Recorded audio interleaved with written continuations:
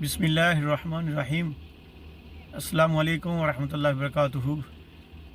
मोहतरम दोस्तों, जैसा कि अरब अमारात में रमज़ान शरीफ की शुरुआत हो चुकी है और आज इंशाअल्लाह अज़्ज़ व जल पाकिस्तान में भी शुरू हो जाएगी, तो इस हवाले से कुछ सवाल पैदा होते हैं कि जैसा कि सबसे पहले कि रोज़ा रखने के लिए क्या नीयत शर्त है और नीयत किस तरह की जाए, और अगर रात को बंदा सोया था तो सहरी में उठ ना पाया तो उसके लिए क्या शर्त है, क्या करना चाहिए। आइए हमारे बहुत ही शफीक और प्यारे दावत इस्लामी के मुफ्ती साहब इंशाअल्लाह उनसे इन सवालों के जवाब सुनते हैं। सल्लु अलल हबीब सल्लल्लाहु तआला अला मुहम्मद।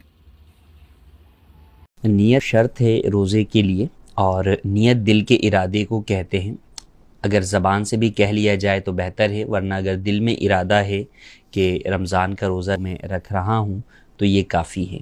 उमूमी तौर पर जब सहरी के लिए उठते हैं तो दिल में ये नियत पाई ही जा रही होती है कि मैं रोज़े की नियत कर रहा हूँ, रोज़ा रखने का मेरा इरादा है, तो ये नियत काफ़ी है। अलबत्ता उर्दू में या अरबी ज़बान में जो अल्फाज नियत है वो भी कह सकते हैं। अरबी के अंदर अगर आप रात में नियत कर रहे हैं तो अभी सौमी गदिन नवैतु मिन शहरी रमज़ान के कल के रोज़े की नियत करता हूँ।